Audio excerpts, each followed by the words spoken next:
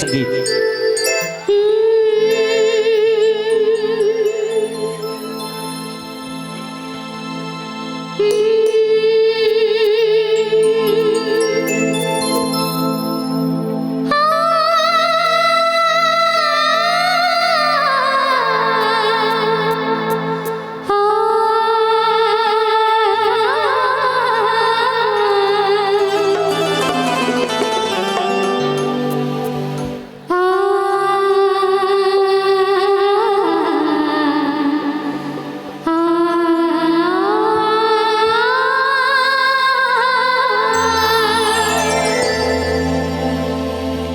कि मैया से बच्चा जे मैया के पूजा करी है वो कहिए मैया रानी से बड़ा सुंदर सन भाव में की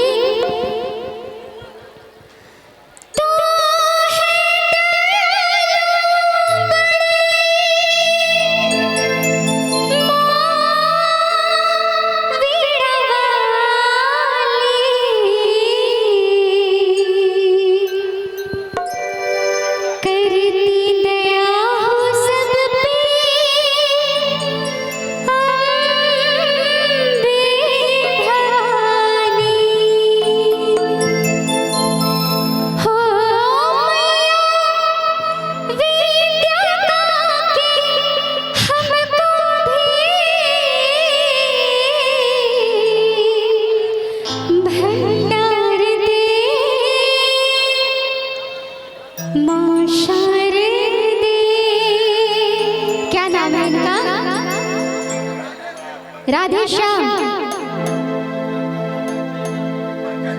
पंकज कुमार। चलिए पहले ही लाइन में बड़ा प्यारा सा आशीर्वाद पंकज कुमार जी की ओर से 51 रुपए का आशीर्वाद। एक बार जोरदार ताली हो जाए इनके लिए। हाय हाय हाय हाय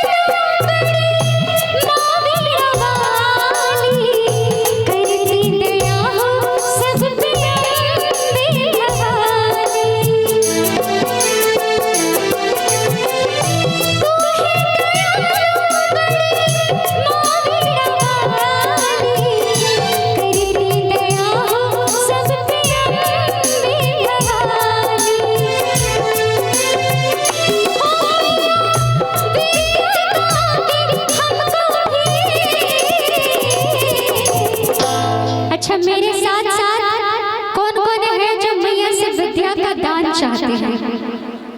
बहुत लोग तो खाली गर्लफ्रेंड मिल जाए बहुत हो गए ना,